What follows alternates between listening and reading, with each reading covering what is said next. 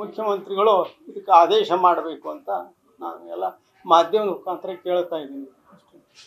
ಈಗ ದರ್ಶನ್ ಅಷ್ಟೇ ಅಲ್ಲ, ಇಲ್ಲಿ ಏನು ನಿಮ್ಮ ಮಗನನ್ನ ಕಿಡ್ನಾಪ್ ಮಾಡಿದಂತ ರಘು ಇದ್ದಾನೆ, ಅವನಿಗೂ ಕೂಡ ಅಲ್ಲಿಂದ ರಘು ಅವರ ಸಂಬಂಧಿಕರಿಗೂ ಕೂಡ ಫೋನ್ ಅಲ್ಲಿ ವಿಡಿಯೋ ಕಾಲ್ ಮಾಡಿ ಮಾತಾಡಿದ್ದಾನೆ, ಅವ್ರಿಗೂ ಕೂಡ ಎಲ್ಲ ವ್ಯವಸ್ಥೆ ಇದೆ ಅಂತ. ಅದೇ ವಿಡಿಯೋ ಕಾಲು ಯಾರ್ಯಾರು ಮಾತಾಡಿದಾರೆ ಅಂತ ನಮಗೆ ಮಾಹಿತಿ ಇಲ್ಲ. ಯಾರೇ ಅಪರಾಧಿಗಳು ಯಾರು ಮಾತಾಡಿದ್ರು ಕೂಡ ತಪ್ಪೇ ಅದು. ಅದನ್ನೆಲ್ಲ ತೀವ್ರವಾಗಿ ಅದಕ್ಕೆ ನಾನು ಹೇಳ್ತಾ ಇರೋದು, ಇವೆಲ್ಲ ಪ್ರಕರಣಗಳನ್ನು ನೀವು ಏನು ಸರ್ಕಾರ ಅದಕ್ಕೆ ಎನ್ಕ್ವೈರಿ ಮಾಡಬೇಕು. ಆದರೆ ಹಾಲಿ ಮುಖ್ಯ ನ್ಯಾಯಮೂರ್ತಿಗಳಿಂದ ಮಾಡಿದ್ರೆ ಮಾತ್ರ ನಮ್ಗೆ ನ್ಯಾಯ ಸಿಗುತ್ತೆ. ಯಾವ ಅಧಿಕಾರಿನೋ ಅಥವಾ ಇನ್ಯಾರದ ಕಡೆಯಿಂದ ಇದು ತನಿಖೆ ಆದರೆ ಸೂಕ್ತ ಆಗೋದಿಲ್ಲ. ಯಾರೇ 17 ಏನು ಅಪರಾಧಿಗಳಿದ್ದಾರೆ, ಯಾರಾದರೂ ಏನಾದರೂ ಮಾಡಿದರೆ ಇಂಥ ಘಟನೆಗಳಾಗಿದ್ದರೆ ಅದಕ್ಕೆ ಸೂಕ್ತ ತನಿಖೆ ಮಾಡಬೇಕು, ಅವ್ರಿಗೆ ಶಿಕ್ಷೆ ಒಗಿಸ್ಬೇಕು. ಯಾರು ಅದನ್ನು ಅಪರಾಧದಲ್ಲಿ ಪಾಲ್ಗೊಂಡಿದ್ದಾರೆ ಅವ್ರಿಗೆ ಶಿಕ್ಷೆ ಆಗಬೇಕಂತ ನಾವು ಇದನ್ನು ಒಕ್ಕರ್ಲಿಂದ ಸರ್ಕಾರಕ್ಕೆ ಮನವಿ ಮಾಡ್ಕೊಂತೀವಿ. ಸರ್, ಇಷ್ಟು ದಿನ ತನಿಖೆ ಆಗ್ತಾ ಇತ್ತು, ಸಾಕ್ಷ್ಯಾಧಾರಗಳು ಕೂಡ ಕಲೆಕ್ಟ್ ಮಾಡ್ತಾ ಇದ್ರು, ಅವೆಲ್ಲದೂ ನಿಮಗೆ ಸಮಾಧಾನ ಆಯ್ತು? ಯಾಕಂದ್ರೆ ಬೇರೆ ಬೇರೆ ಸಾಕ್ಷ್ಯಾಧಾರಗಳು ಮಾಡಿದ್ದಾರೆ. ನಾವು ಮಾಧ್ಯಮದಲ್ಲಿ ನೋಡಿದಾಗ ನಮಗೆ ತೃಪ್ತಿ ಇದೆ. ಸರ್ಕಾರಿಗೇನು ನಮ್ಮ ಪೊಲೀಸ್ ಅಧಿಕಾರಿಗಳು ಮಾಡಿದ್ದಾರೆ, ಅವರೆಲ್ಲವೂ ಏನು ಸಾಕ್ಷಿ ಆಧಾರ ಮಾಡಿದ್ದಾರೆ, ಅವ್ರ ತೃಪ್ತಿ ಇದೆ, ನಮಗೆ ಅವ್ರ ಬಗ್ಗೆ ತೃಪ್ತಿ ಇದೆ.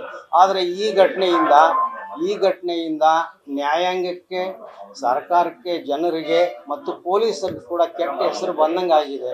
ಇದು ನ್ಯಾಯಾಂಗದ ಮೇಲೆ ಅಪಪ್ರಚಾರ ಆಗ್ತದೆ. ಅಪಪ್ರಚಾರ ಅಂದರೆ ನ್ಯಾಯಾಂಗದಲ್ಲಿ ಅವರು ಹೇಳಿದ್ದಾರೆ, ನಮಗೆ ನಾವು ಊಟ ಕೊಡಲ್ಲ, ಇದ್ರ ಕೊಡಲ್ಲ, ಮನೆ ಊಟ ಅಂತ. ಆದರೆ ಒಳಗೆ ಕೋರ್ಟ್ಗೆ ಮೋಸ ಮಾಡಿ ಒಳಗಡೆ ಅವ್ರಿಗನ್ನೆಲ್ಲ ಸಪ್ಲೈ ಮಾಡ್ತಾ ಇದ್ದಾರೆ ಅಂತ ಅರ್ಥ ಆಗ್ತಾ ಇದೆ. ಇದರಿಂದ ನ್ಯಾಯಾಂಗಕ್ಕೆ ಅಪರಾಧ ಮಾಡ್ದಂಗೆ ಆಗುತ್ತೆ. ಆಮೇಲೆ ಸಾರ್ವಜನಿಕರು ಸಿಕ್ಕಿಗೂ ಮೋಸ ಮಾಡಿದ್ದಾರೆ. ಪೊಲೀಸ್ ನಿಷ್ಠಾವಂತ ಅಧಿಕಾರಿಗಳಿಗೂ ಕೂಡ ಇವರು ಮೋಸ ಮಾಡಿ, ಜೈಲು ಅಧಿಕಾರಿಗಳು ಮೋಸ ಮಾಡಿದ್ದಾರೆ ಅಂತ ನನಗೆ ಅನ್ನಿಸ್ತಾ ಇದೆ. ನಾವು ಯಾರನ್ನೂ ದೂಷಣೆ ಮಾಡ್ತಾ ಇಲ್ಲ. ತಪ್ಪಿತಸ್ಥರಿಗೆ ಈ ರೀತಿ ಆಗಬಾರ್ದು.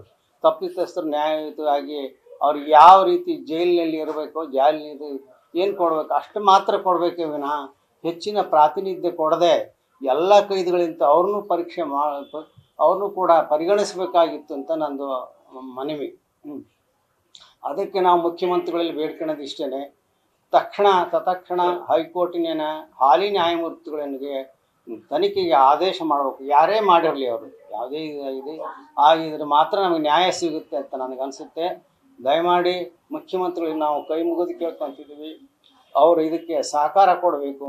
ಇದನ್ನು ಅತಿ ಸೂಕ್ಷ್ಮವಾಗಿ ಪರಿಶೀಲನೆ ಮಾಡಿ ತನಿಖೆ ಮಾಡಬೇಕಂತ ನಾನು ಹೇಳ್ತೇನೆ. ಅಂದ್ರೆ ಇಲ್ಲಿವರೆಗೂ ಕೂಡ ನೀವು ಸರ್ಕಾರದ ಮೇಲೆ ತುಂಬಾ ನಂಬಿಕೆ ಇಟ್ಟಿದ್ರಿ, ಎಲ್ಲಾ ಹಂತದಲ್ಲೂ ಕೂಡ ಸರಿಯಾಗಿ ತನಿಖೆ ಆಗ್ತಾ ಇದೆ ಅಂತ.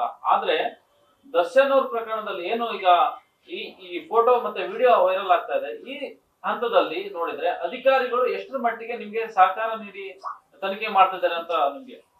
ಇಲ್ಲ, ನಾನು ಜೈಲು ಅಧಿಕಾರಿಗಳ ಬಗ್ಗೆ ಮಾತ್ರ ಮಾತಾಡ್ತಿರೋದು. ಉಳಿದ ಪೊಲೀಸ್ ಅಧಿಕಾರಿಗಳ ಬಗ್ಗೆ ನಮಗೆ ಯಾವುದೇ ಇದು ಇಲ್ಲ. ಅವರು ನ್ಯಾಯಯುತವಾಗಿ ಮಾಡ್ತಾ ಇದ್ದಾರೆ ಅನಿಸುತ್ತೆ.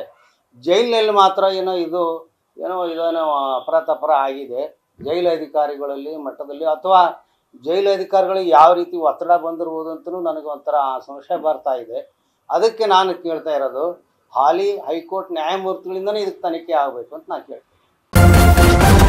ನ್ಯೂಸ್ ಫಸ್ಟ್, ನಿರ್ಭೀತಿಯಿಂದ ನಿಮ್ಮ ಪರವಾಗಿ.